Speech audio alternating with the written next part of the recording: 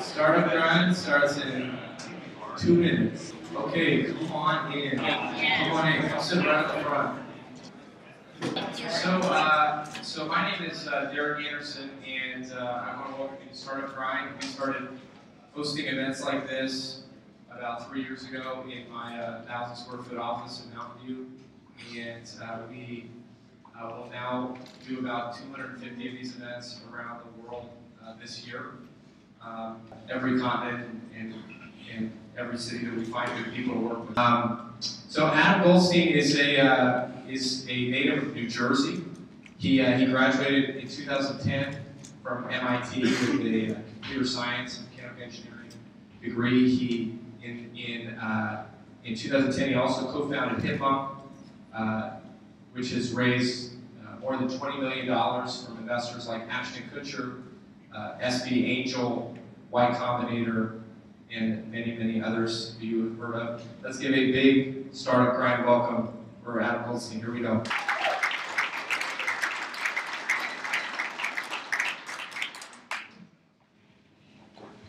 This is just what you want at the end of the day. Oh, right? Yeah. That's how you end every day at work. Right? Exactly. Yeah. I left today at Well, thanks for coming. Sure. We like to start out Startup Grind by just getting to know you a little bit. Tell us about where you're from. Tell us about where you grew up, what your parents did for work, and tell us about New Jersey. Well, I don't know what to say about New Jersey. It's not a great state to be from. No. So I'm from a town called South Orange, New Jersey. Most famous is the home of Lauryn Hill, who was miseducated there. So my parents are both architects, and they designed my house when I grew up. I lived there since I was 3 to when I moved out of college. So since very early, I was surrounded by interesting design, kind of modern design, stuff like that. When I was in kindergarten, I learned to program Logo. I don't know if you guys are familiar. It's this little. What school did you go to? It was a school called Pingree. It was like it was awesome. They had this like beat up Apple II that they had in the kindergarten classroom, and this thing called Logo, like you don't even need to be able to read or write in order to use it. It's basically a little turtle on the screen, and you type little commands that basically amount to turn left, turn right, move forward, back. You can draw these really cool pictures of them, and I was like, this is awesome. But I knew the word awesome when I was in kindergarten. Whatever I was thinking, it was a similar thought. So I got hooked on programming since that point, and when I was in sometime around 3rd grade or 4th grade, I started teaching myself some more sophisticated languages. Now these were still pretty basic stuff. This was like HyperCard. Anyone here use HyperCard? Yeah. So it's really cool little scripting language for building self-contained apps, and I just thought it was the coolest thing. Now, the next phase after that was learning a language called AppleScript. Anyone here know AppleScript? Not pretty terrible language. Terrible language. But it was really, it looked easy when you read it. It looked like English. So I thought this would be really easy to learn. It turned out to be almost impossible. And I spent at least a year struggling with this thing, trying to learn AppleScript. And somehow I got in my mind that I should help other people learn it once I finished. And that's when I got this idea to basically write it. This is at 5? No, this is at 12. Okay. 13, something like that. And so I started writing this document, which ended up getting really, really long, 100 and something pages. I was like, sure, this is a long tutorial. Maybe I could publish it. Now, I had no experience doing that kind of thing. And in the end, it didn't actually get published. But I sort of wrote to a bunch of people, my naive little 13-year-old self, like, hey, here's my AppleScript book. Do you want to publish it? Like book publishers or? Yeah, like tech publishers. Yeah. And no one said yes. No one even replied. No surprise there. But here's the stroke of luck, and I'm a big believer that luck factors into every success in more ways than you can count. I met a guy named David Pope at a book signing. And David Pope was the tech columnist for the New York Times. Still is it. But it was a very poorly publicized book signing. So I was like the only one there. But I was a huge fan of his, so I was like paying close attention to every event he was doing. I showed up at that one. No one else showed up. And we spent like an hour talking about various things that you could do with your Mac that, little secrets, little tricks, keystrokes, whatever. And I told him about this AppleScript sort of book that I've written, and he was like, "Oh, that's cool, but 14-year-old, whatever, what are we gonna do with that?" But then the funny thing was, I guess we got along so well. A few months later, he was nearing the deadline for one of his books, macOS 10 Missing Manual. And he sent me an email out of the blue. He said, "I need someone to review the technical accuracy of this chapter. I'm on a very tight deadline, would you do it?" Sure. And you're 14? I was 14. Sure. For the love of the game, or what? Yeah, no, I don't know. So if you're asking whether I got paid, I did get paid, but I wasn't allowed to sign the contract. Yeah, okay. So I started reviewing this stuff, and I found some stuff that was wrong. I found most of it was right, but it worked really well. And so we ended up collaborating on some more stuff. He ended up hiring me to write a chapter for one of his books, and then I got to edit one of the whole books, and it was like really cool. And I was reminded of it that I'd written this AppleScript. But it wasn't in the style that he wanted. The language had evolved. It was like totally out of date. He said, "Look, if you're serious about this, we can publish an AppleScript book and you can write it. But you have to throw the whole thing out and start from scratch." At this point, I was 15 or 16. I said, "Okay." So I took off that summer and I started writing AppleScript, the Missing Manual, which sold very few copies, but it was really, really cool. And then published that while I was still in high school. And through that, I got invited to conference called Food Camp, which is hosted by Tim O'Reilly. Now, Tim O'Reilly is the guy that ultimately publishes the Missing Manual series. Now, this is the coolest conference that I've ever been to. Probably still the coolest conference I've been to. It's basically 200 really nerdy people from all different walks of nerd life who come together and have no agenda, and they just sit and hang out for 2 days, building their own conference around topics that they're interested in. And this was the first summer of Y Combinator. And they invited the entirety of Y Combinator that summer, which was, 8 companies or something. To present or just to hang out, just because they thought it was cool. And that was the summer that I met the founders of Reddit, which was in that first batch. And no one had heard of Reddit at the time, certainly I hadn't. They were just two, straight out of college guys. I was still in high school, but I was like, this is cool. And I stayed in touch with them for the next few years. So I decided to go to college. I sort of debated that back and forth. Felt like I still had tons of stuff to learn about actual computer science, not just hacking around, the real hard technical stuff.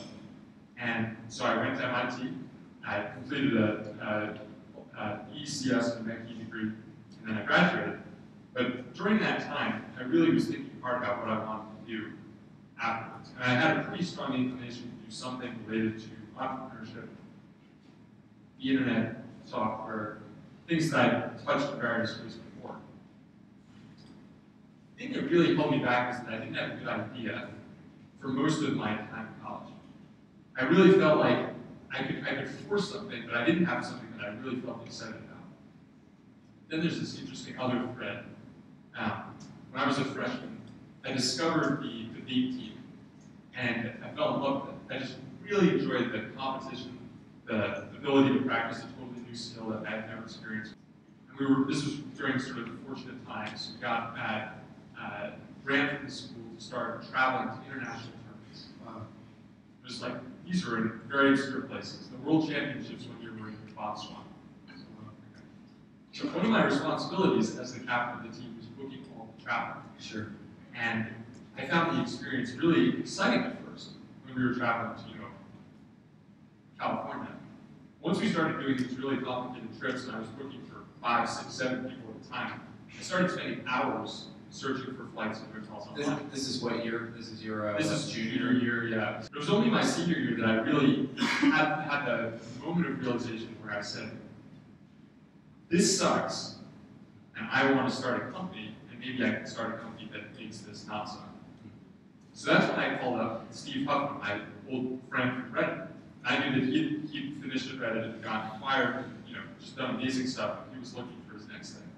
And you had stayed in touch with him from this time you had first met at the O'Reilly conference to... Yeah. Just periodically, or did you work together? Did you do things together? So I lived with him out here in San Francisco. I crashed at this place when I was working out here in college on a little part-time startup. And you started, or you were? I started out. It was a company called was this silly idea. It was basically you could see which authors were coming to your town, and if you're an author, you could see where authors like you had been. Which is, I mean, it sounds like a useful idea. The problem is the publishing industry, it's just like no money whatsoever. No marketing budgets, there's nothing. So, great, you connect to people, but there's no business. Yeah. So you built that on your own? So I was one of the 3 founders on that. Okay.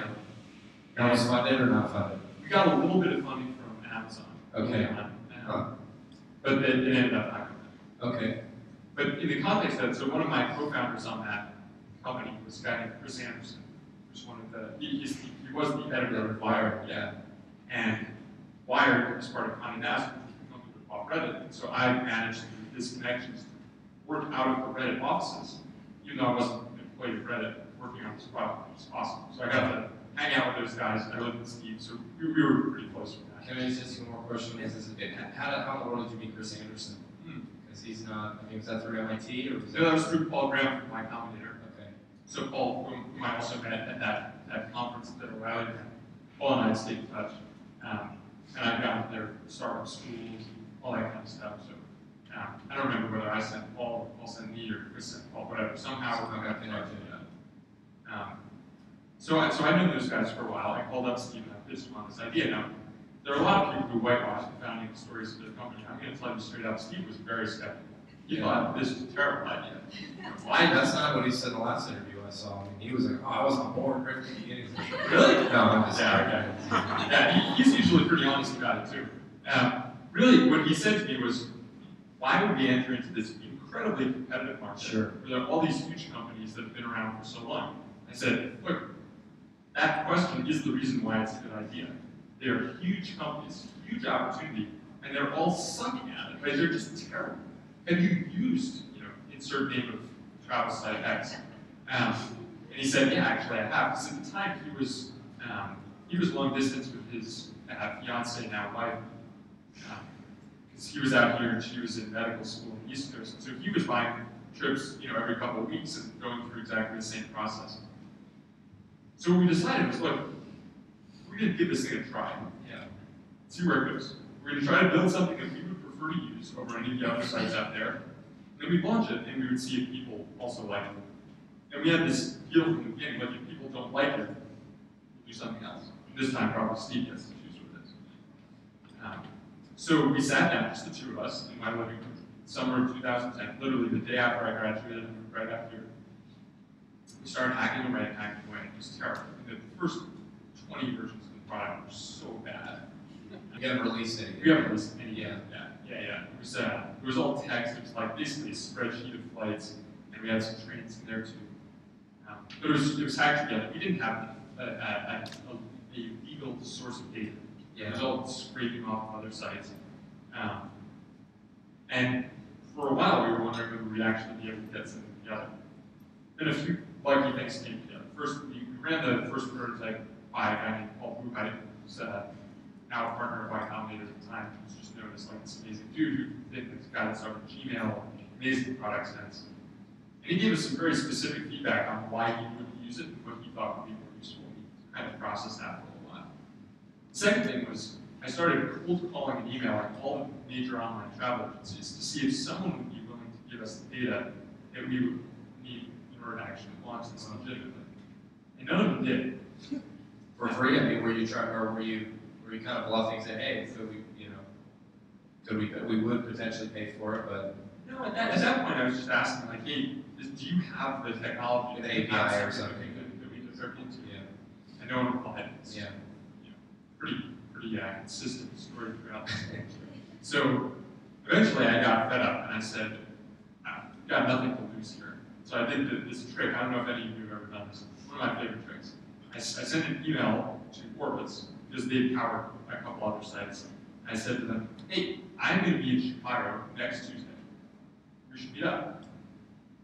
Now, I had not booked a trip to Chicago. I had no plans to be in Chicago.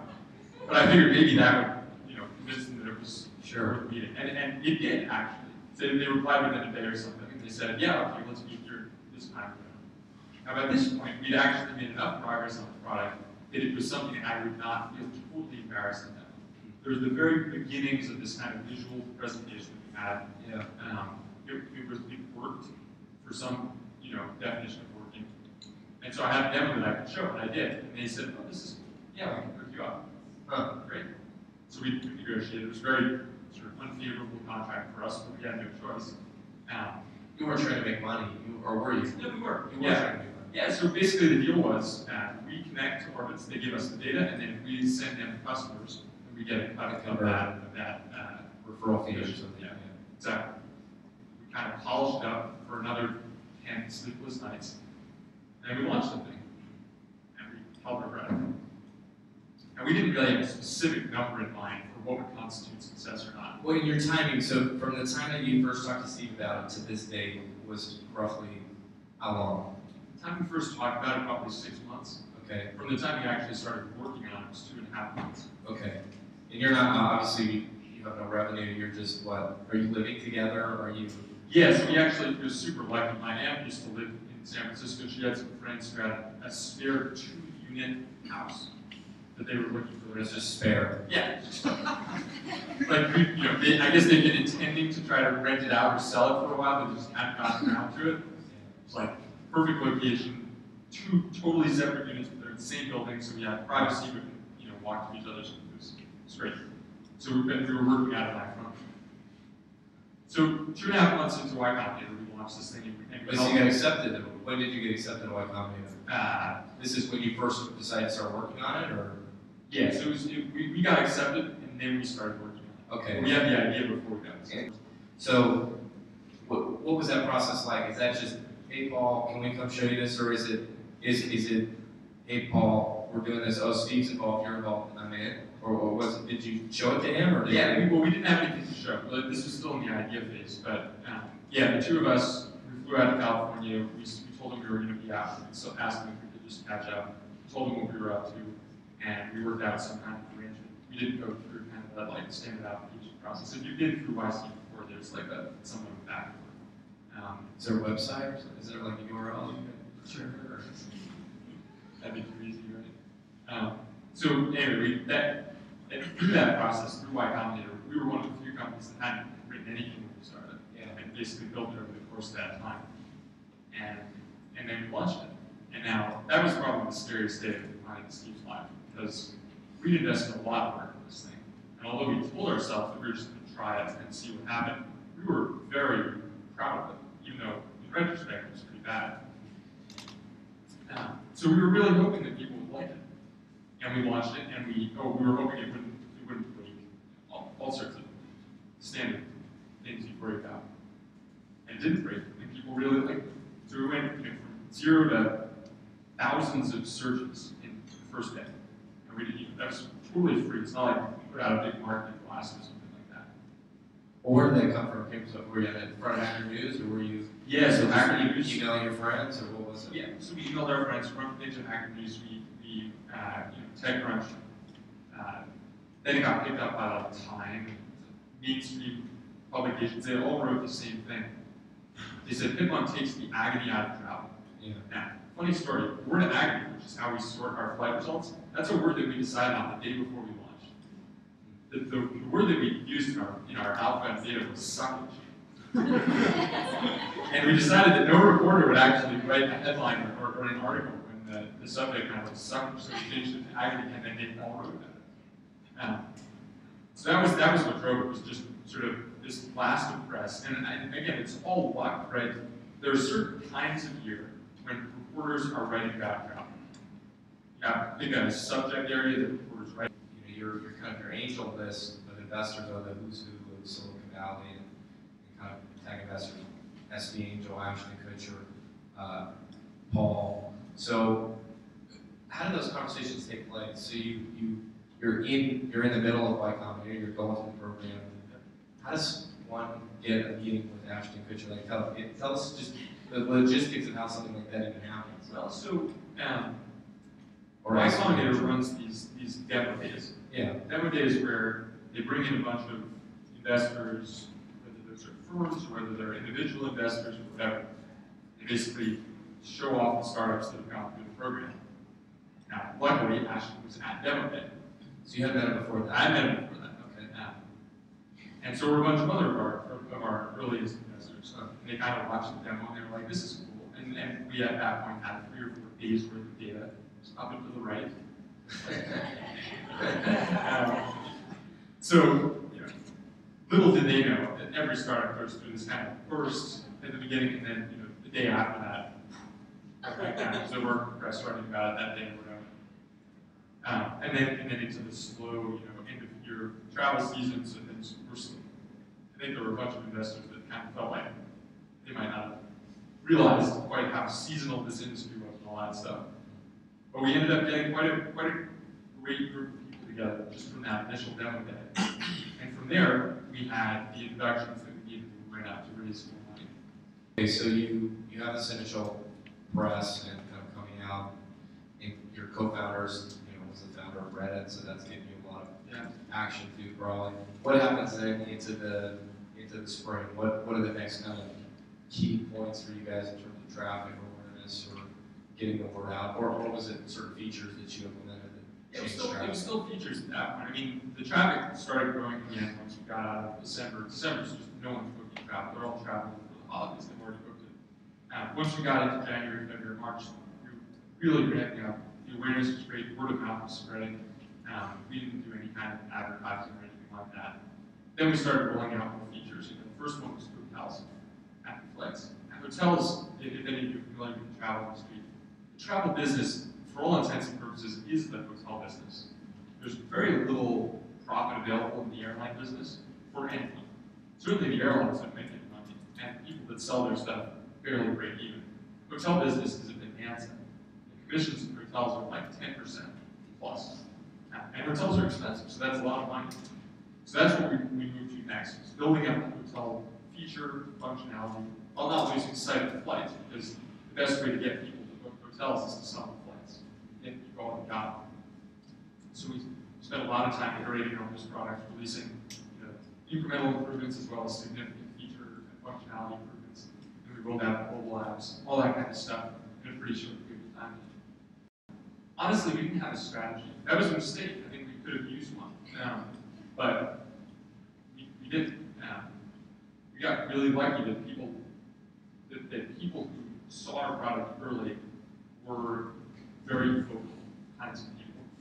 Kinds of people who were early adopters, who were talking on Twitter, who were sharing their cool discoveries, press who were writing about it, all that kind of stuff.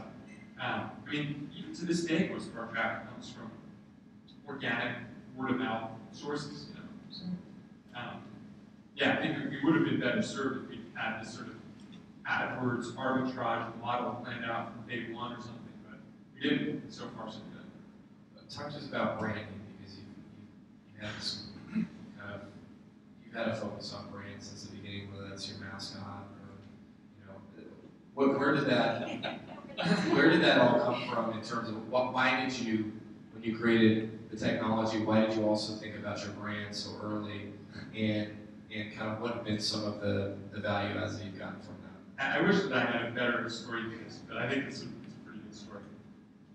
We were having trouble finding a domain name that was available. We tried a whole bunch of travel-related ones. They were either taken or bad, or it's too expensive for us to afford. So we spent probably a good 10 days or 2 weeks just hunting down this stuff, and weren't getting anywhere. So I remarked to my girlfriend at one point, I don't know what to do. Can't find a good domain name. And I don't know if she was joking or not, but here's what she said. She said, you should come up with the name of a small animal so that you can get a cute logo. And if you have a cute logo, then people will remember, of course. Why did I do that? Yeah. So I started hunting for small animal names. Those were obviously all taken. Then I started leaving off letters for small animal names. Surely one of these is going to be available. And Hipmunk was for auction. And I was the only bidder in the auction. I did $70, which was the minimum bid, and I won.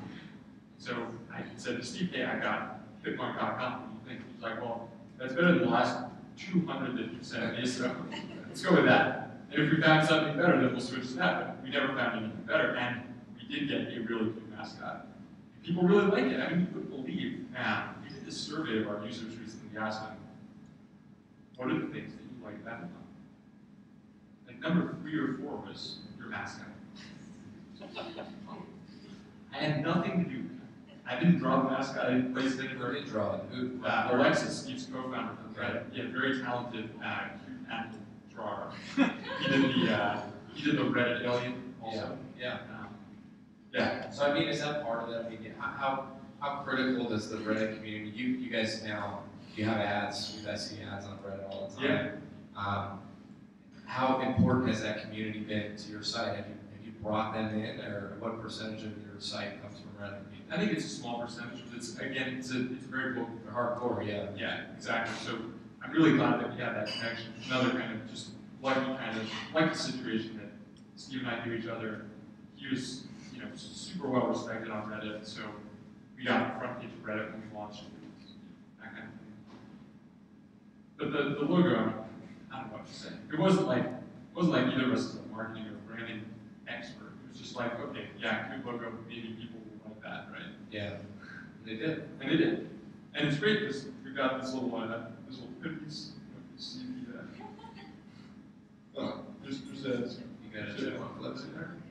chipmunk. Oh, wow. You see it? Yeah. Nice. Yeah. That's awesome. Yeah. I'm all stuck in my so screwed up your thing here. Tell us about, so this is, I think, something that every founder in this room has experienced, where you pitch to VC and say, that market is too crowded. Yeah. A, B, C, D, F, they're already doing that. They're doing a great job. Right. I mean, travel just goes all the way down. Yeah. You go to triple Z. So what did you say to that? I mean, what was the, how did you then get these guys to still listen to you? Because Yeah, I mean, look, some investors just don't know how to say no. That's what often when they say those sorts of things, they just mean, I'm not interested. I wish that they would just say that. Sometimes they're actually curious, what's your strategy? And the honest explanation, which is exactly what we told them, is, look, we don't have any overarching strategy here beyond building the best products in this industry. We've already proven we can do it on flights. Just look, you, the investors, often use the product themselves. Their friends did, they loved it. They thought the logo was cute, whatever. And the second piece of that is it's just a huge market, right? If you look at the travel industry, by certain definitions, it's the largest industry in the entire world. Travel, tourism, and hospitality is 7% of global GDP. So I say, look, this market is almost limitless. The reason that the competition is so big is because it's such a big market. It's not because they're doing a good job. It's because someone has to win, and they happen to be winning right now. So with the products that we've got and the team we've got, we think we've got a good shot at giving these guys a run for their money.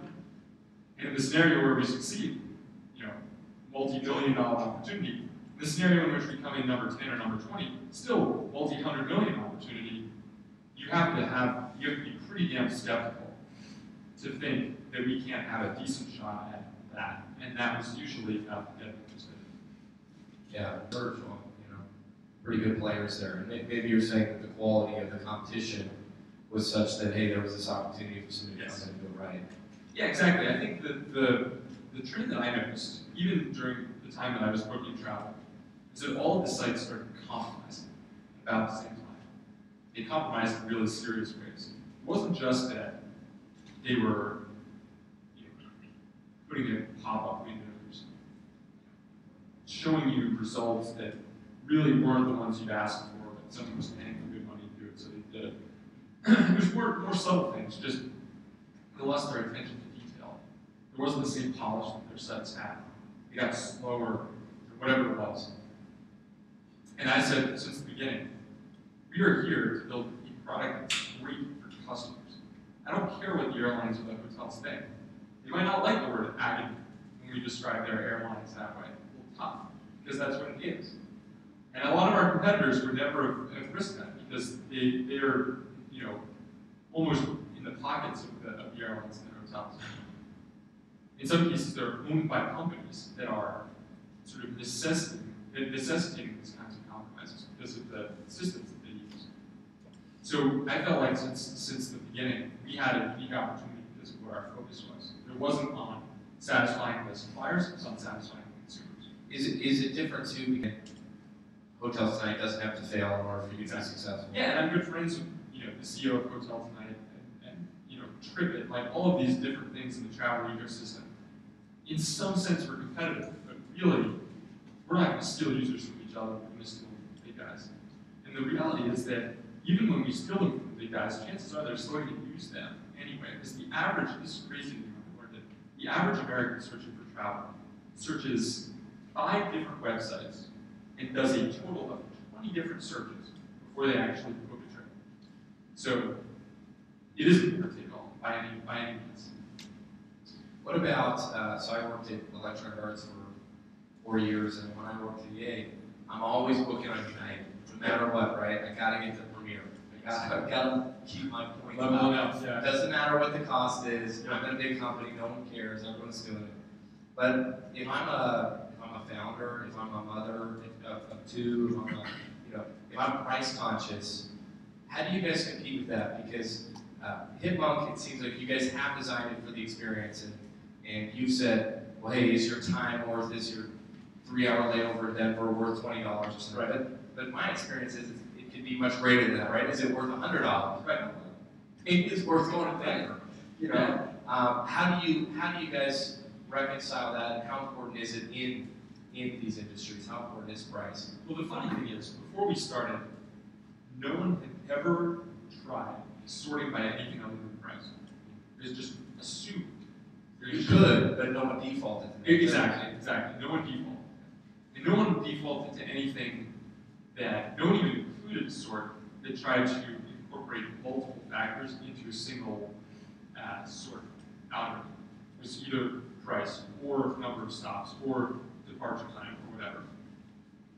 And this is just one of those things that we had the flexibility to do because we didn't come from the industry. We said, how would we sort this? If we were just booking for ourselves, we don't hold ourselves out to be the representative of the entire traveling public, but certainly we hold ourselves out to be representative of the relatively frequent traveling public, people who travel a few times a year. If we can satisfy them, that's a good audience to have, at least to start. So we came up with this algorithm called Agony. Very basic, incorporates price, duration, and number of stops. And I don't think we've really changed it since we launched. But the first thing is, even if you don't agree with the specific ranking, for most people, it's better than straight up price. And the reason is that often you will find that a flight that is $1 or 2 cheaper, not $100, but $1 or 2 cheaper, that incorporates multiple layovers, sometimes overnight. And I don't care how price conscious you are, having multiple layovers, including one that's overnight, is going to cost you more money. It is. Total cost of good. The second thing is that even if you don't agree with the specific way we sort it, at least you know we're on your side. At least you know we're trying. That's a really important facet of the fact that we sort by acting. It means it's a strong statement that firstly, we don't care what the airlines think. Secondly, we're going to tell you it the way it is. And thirdly, you have this ability to see what we think the sort of least agonizing flight is. And if you don't like it, you can change it. It's one of our most popular features.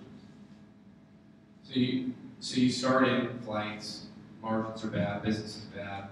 You move into hotels, the business is great. Is that good enough? I mean, do you say, hey, let's get great at doing hotels, and we're good at doing flights, and we're great at doing flights already? Do you move into other things? You move into other verticals, or what is your strategy? So the plan is to go into the other verticals once we really nail down flights and hotels. Now we have extremely high standards. We feel like maybe we're halfway there. With flights, we're probably a little bit further ahead just because we started earlier. Once we get flights and hotels really, really nailed down, then we'll move on to cars, packages, cruises, internationalization, all the different pieces that make for a complete travel offering. Because the vision is, the reason we started this was to make the entire process of searching and booking travel easier. So far, I think we've solved a piece of it, but not the whole thing. You guys have raised more than $20 million. You have 33 employees, is that right? What in the world does one do with $20 million? Tell them. Like, it's so easy to spend money these days, especially on people. That's our single biggest expense by far, is employees. Engineers, super expensive. experienced, talented BD marketing people, super expensive. There's nothing cheap in San Francisco. What is the range of a great engineer in San Francisco right now? I mean, it all depends on what stage you get and how experienced, whatever, but always over $100,000. Up to what?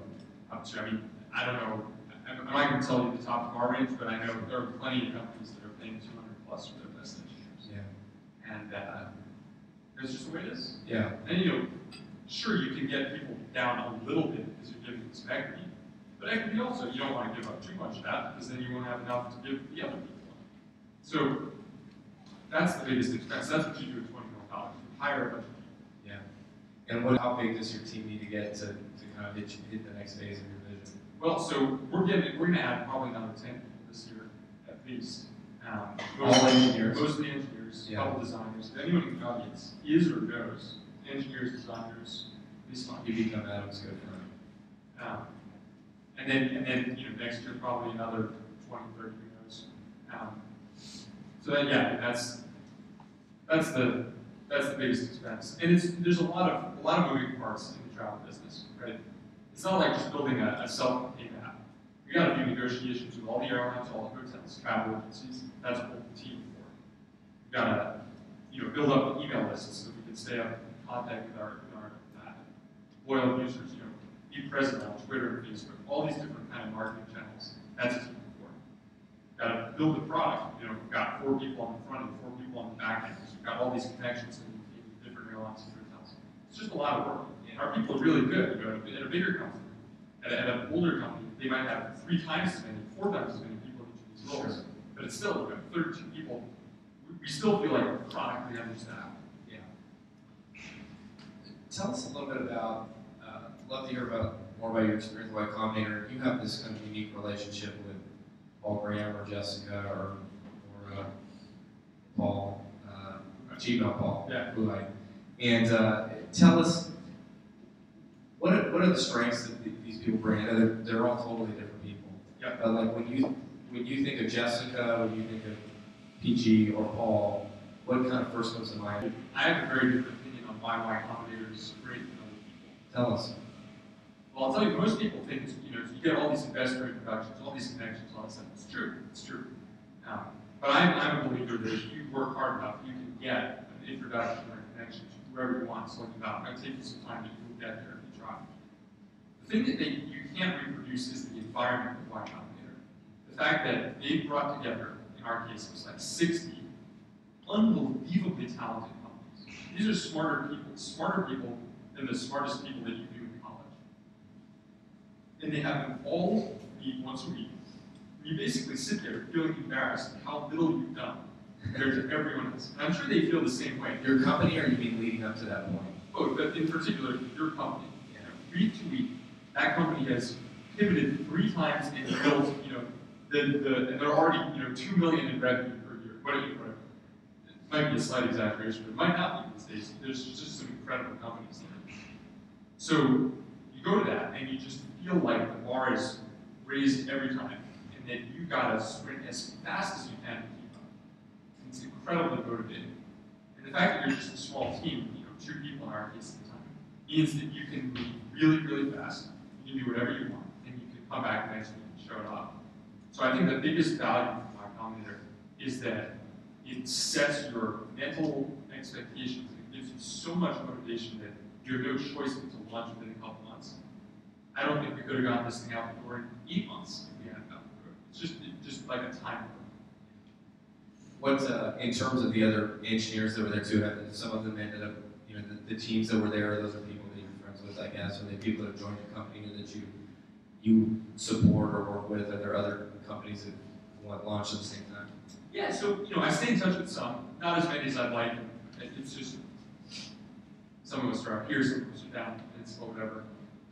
We haven't hired any of the people straight out of that batch, but we have hired one of the other guys from the first batch of Y Combinator that worked at Reddit and then brought over, and, you know, we stay in touch with people we talk about, challenges we're facing, you know, how things are going, and catch up. Talk about, so we're in San Francisco, we're in Hipmunk Labs tonight, right in the heart of the city. how important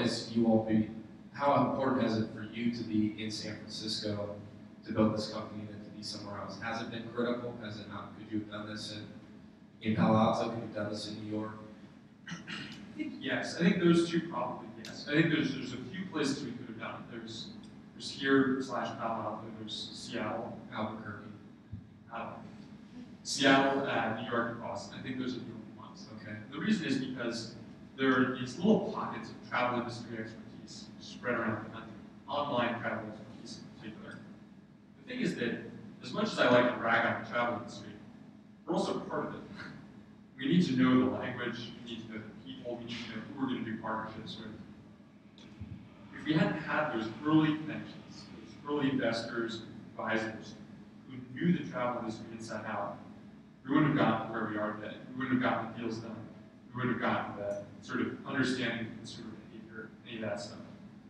So if we'd been in Albuquerque, the only way I can imagine us ever making it is by spending a lot of time in one of those other cities. Being here means not only the traditional access to investors, engineers and stuff, but also those connections that are really valuable. Love to take some questions from the audience. If anyone else has anything you want to ask Adam. Denise, go ahead. So I think I was one of the earliest users of Hipmunk, and I loved the acne feature because I travel a lot with young kids, and you know, it's just a pain in the butt. Either way. So I love your site, big fan. I'm wondering, are you at all thinking of a B2B model for Hipmunk? Given that Like you an API or something like that? Either that or providing, you know, awesome, you know, tools for the hotel industry or the airline industry, because that space seems to not be disrupted at all. Yeah. So we've thought about it, but it's not really the main core piece of our business that we see. Put it this way, the opportunity is basically unlimited on the consumer side, but it is limited on the B2B side. Because airlines have very little money, hotels, they have some money, but they're not very spendy. It's just easier to go after the millions and millions of consumers. We've thought about opening up some kind of API. I would love personally to just build some way where people can access all the hard work that we've done to like the inventory. You know, we're the only site in the United States that shows trains in addition to planes. It shows Airbnbs in addition to hotels. I'd love to be able to just put that on one feed and let anyone build on it. The problem is, we're not allowed to redistribute most of the data that we get. It's part of our contracts, and they wouldn't have signed. Maybe you could talk a little bit about the evolution of the Agony ranking system. And it sounds like, I don't know, maybe you built in, hey, it's going to cost you $60 to stay overnight here, and maybe airline qualities are different. Yeah, maybe you could just talk about the features of that. Yeah, we debated for a while, originally it was called suckage. What was a good factor to suckage? We thought about, hey, there's certain airlines that are just better than others. But we thought, well, we might be biased. There's some people who really like airlines that I would never fly because they got their loyalty there, or because they had a really great experience one time, or because their friend is their father used to be a pilot, whatever. Empirically, people have preferences for all the different airlines, so we weren't going to go out and say these airlines are better than those. Never mind the fact that no airline would ever work with us if we sort of deliberately punched them in the rankings. The second thing is, we knew that there were certain factors that were universal, or nearly universal. The total length of the trip, 99.9% of travelers want a shorter trip. Remember, who are these 0.1% who don't? Well, it's the people who are looking to collect frequent flyer miles, that deliberately take a 4-stop trip when they can take a non-stop. That's very unusual. So we built it for the 99.9% case. Then there were other things that we debated, like should we prioritize daytime flights over red eyes? Again, we felt like actually we're not in a position to judge that. Some people prefer daytime flights because they get more sleep. Some people prefer red eyes because they don't lose a day of work. We're not going to make a decision there. So when it came down to it, there were only really 3 main factors that we decided were going to matter. Price, duration, and number of stops. Those are universal, or as close to it as you can get. And that's how we built the argument. Seems like duration and number of cover number of stops? So the duration number of stops aren't exactly the same. Because you can imagine that, I mean, a one-stop flight is always longer than a non-stop, but a two-stop flight could be shorter than a one-stop depending on how long the layover is. There's some weird cases like that. If you were to focus specifically on just empowering people to get more, because I think it's a really important part of any consumer app, you have to empower people to get something more. What are the things you think you've learned since you started this that you've got now, and you're like, these are things I think people would really enjoy or benefit, or in just some way in human Kinds of options that we show. Now, I'm a personal fan of traveling by train, staying at Airbnbs, things like that. My philosophy has always been, we should show people these other options that no other site does, so that they can feel like when they come to our site, they're getting all the choices they want. And it's worked out really well. People really like that functionality, and they feel empowered by the fact that they're getting it all in one place. What I particularly like is when people weren't even thinking about those options, and then they see them on Hipmunk, and then they think, oh, actually, that's better, right? I should take the train, instead of flying, or I should stay at that apartment instead of at that hotel that's twice the price. As someone who works at a startup where we have to book a lot of travel, I saw Hipmunk business class, and could you talk a little about that and how it's going, where the idea came from? Yeah, so we actually renamed it now, Hipmunk for Business. So people were confused. They thought that it meant you could only book business class tickets, which would not be a thing. The idea for that came from the fact that we realized a lot of our usage was coming not from people booking travel for themselves, but travel for other people. And they have a unique set of constraints and problems and challenges when they're doing that. The biggest of which is coordination. There's firstly the coordination of when is the right time to fly. This person's got a meeting they've got to go to, they've got a place that they've got to be first thing in the morning. What's the right flight and the right hotel?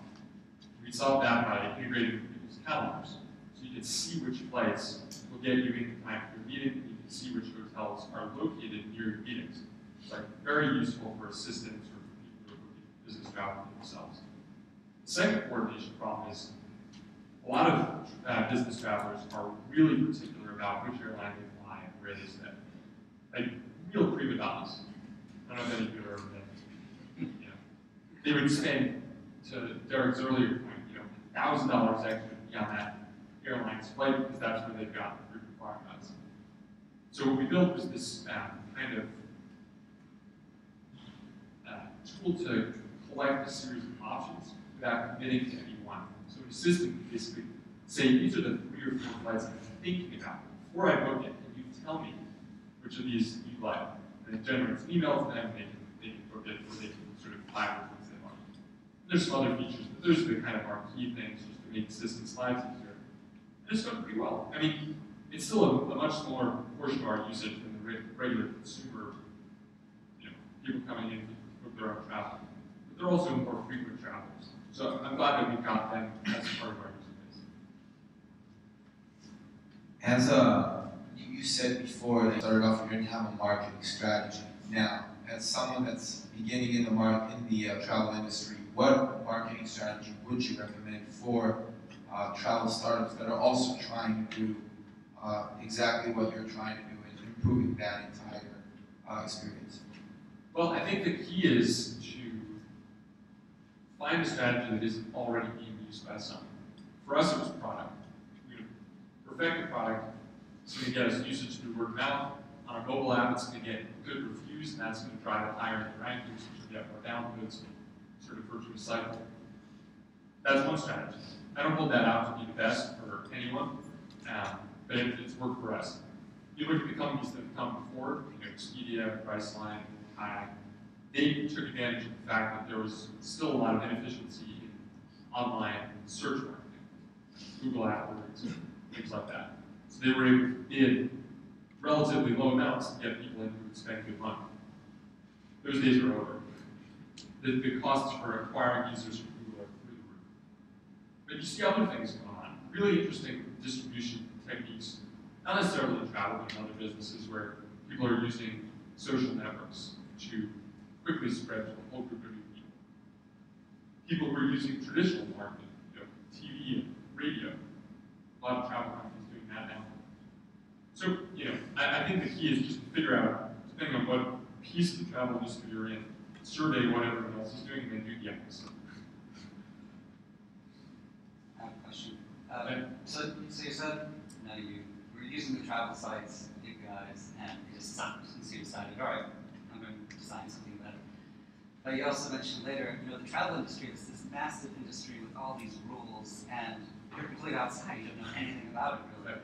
So when you go after something like that, where, okay, you're great at software, but you don't know the business, how did you get the knowledge of the travel industry? Did you hire consultants? Did you go and raise some of the big guys and hire some of their content experts? I mean, how do you get that knowledge to be able to attack that industry? So we brought in a couple advisors early on. That was after we already kind of figured out the basics. The first couple months were us just feeling incredibly stupid. Remember I talked earlier about how we got this deal with Orbitz. We contacted all the online travel agencies. And in addition to that, we contacted a few big data providers. We asked them, can you provide a service for us to get up and running? And they told us this long list of things we needed, technologies that we needed to be certified with, whatever. And we didn't understand a single one. We never heard of any of them. And so we Googled them, we read a couple of textbooks from travel agencies, just went through all of this self-education. And then we met a couple of startups that had been in the travel industry already. Some of them succeeded, some of them failed. And they told us, okay, here's what's going on, here's the big trend, you should think about this. And eventually we kind of got the hang of it. It wasn't working. Hi there. I was wondering about international strategy. What types of discussions do you guys have about scaling up different languages, how to launch apps in different locations, those types of things? We think about it as a stage that we would get to. We haven't expanded beyond the U.S. deliberately. We do have users outside the U.S. Their experience is not amazing. It's all in English, mostly in dollars. We support a few other currencies. The reason that we haven't pushed outside the U.S. yet is for the same reason I mentioned earlier. We still feel like we have a lot to do here to get the products as good as they can be, and then all the strategy around distribution and marketing and all that too. So Canada isn't even involved? No, so Canada, we do get a fair number of users from Canada. Thankfully, our currencies are roughly the same, so the fact that it's U.S. dollars doesn't really turn them off. But it's not like we're pushing. It's not like we're reaching out to press in Canada, for example. The biggest thing is that the U.S. is still the world's largest travel market. There's some incredible growth in other places. There are also a lot of homegrown competitors in those places that have deep, cultural knowledge, connections to the suppliers of flights and hotels in that place. It's not just as simple as translating. You have to have domain expertise, local knowledge, and all of the inventory to really make you go at it. And we're just thinking that's like a startup in itself. We're still small enough that we're going to take it one at a time. Let's give out a big round of applause.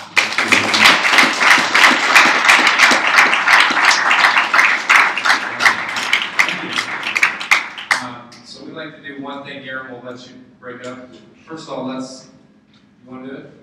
Well, I want to thank Pivotal Labs for letting us host this event here. I really appreciate that, and for giving us some great food. So thank you very much, Pivotal Labs. And thank Bruce from which hosts Startup Grind, and we love working with these guys. So please go meet Bruce, a great team, and love them. Same page as well, based in San Jose, and this great collaboration product. So please talk to the guys at the same page who are here tonight. And so we've been educated, inspired by Adam. Now's the time to make a friend. If you walk out of here without meeting somebody tonight, you absolutely failed.